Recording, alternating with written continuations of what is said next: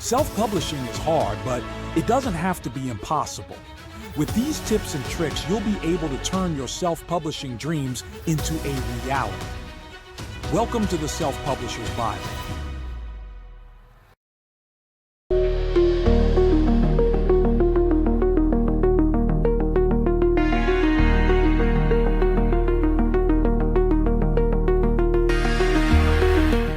Every story lives somewhere, whether it's a bustling city on Earth, a spaceship drifting between galaxies, or a kingdom lost in mist. The world is what gives your story breath. World building isn't just about maps, languages, or strange creatures. It's about believability. It's about making readers feel like this place could exist, even if it's made of starlight or stone.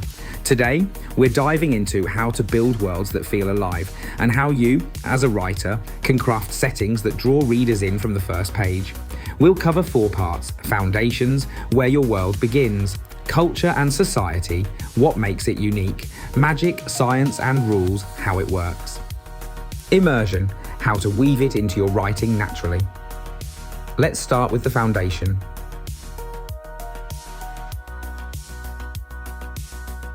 Every world starts with a few simple questions. Where are we? When are we? And what makes this place different?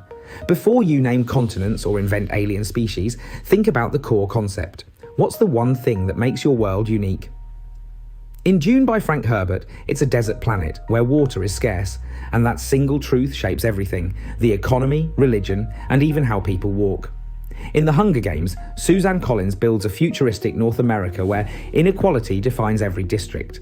And in The Lord of the Rings, Tolkien starts with Middle-earth, a mythic world where ancient good and evil battle for balance.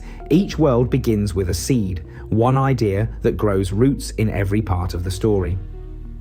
Tip: write a single sentence that captures your world's essence. This is called a tagline. For example, a frozen planet where warmth is the greatest currency, or a city floating in the sky held up by forgotten magic. From that single idea, you can build outward. Geography, history, people, and conflict all stem from it. Section 2, culture and society, what makes your world feel real? Once you know what your world is, it's time to ask, who lives here? How do they think, believe, and survive? Culture is where your world truly comes to life. Think of Ursula K. Le Guin's The Left Hand of Darkness. She creates a world where people are ambisexual, neither male nor female, except during brief periods. That single cultural difference changes everything: politics, relationships, even how her characters view identity. Or look at Tolkien again. Each race, elves, dwarves, hobbits, has its own language, food, architecture, and values. Elves love art and memory. Dwarves value craftsmanship and loyalty. Those details make Middle-earth feel ancient and lived in. Build through daily life. Ask, what do people eat? What do they fear? What do they celebrate? You don't need pages of lore, just hints that make readers feel the culture. Tip 2, use contrast. Show differences between groups. Maybe one city worships the stars while another band's looking at the night sky. Conflict between cultures creates depth. Tip 3, don't forget history.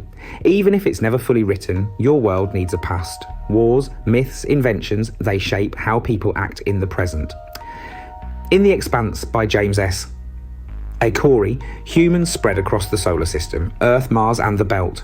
Each group evolves its own culture, dialect, and even physical traits. You feel that history in every scene, and that's why it feels real. Section 3, magic, science and rules, how your world works. Now that your people and places exist, how do they function? What's the engine that makes your world tick? In fantasy, that might be magic. In science fiction, it's often technology or science.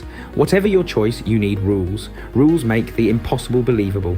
Brandon Sanderson, known for Mistborn and Stormlight Archive, says, "Your ability to solve conflict with magic is directly proportional to how well the reader understands it." That's called Sanderson's first law. If your magic system can suddenly fix anything, it feels fake. But if it has limits, like in Avatar, The Last Airbender or Full Metal Alchemist, it becomes powerful and meaningful. Even Star Wars has rules. The Force connects everything, but using it comes with cost and discipline. What does it take to use magic or technology? Time, energy, life, sanity. Limits create drama. Be consistent. Once you establish a rule, stick to it. Breaking your own logic breaks immersion. You don't need to explain everything, just enough for readers to trust you know how your world works, even if you're only showing a glimpse. Section 4. Immersion, bringing your world to life.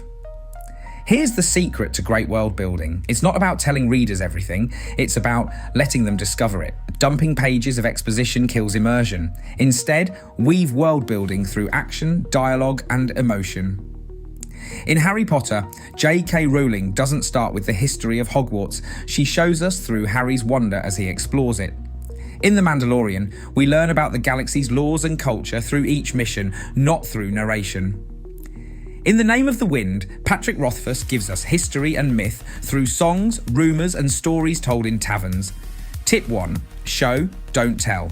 Instead of saying magic is rare, show a crowd gasping when someone uses it. Tip 2. Anchor the reader. Even in the strangest worlds, include something familiar. Love, friendship, hunger, curiosity. These human truths ground the reader, even in the wildest settings.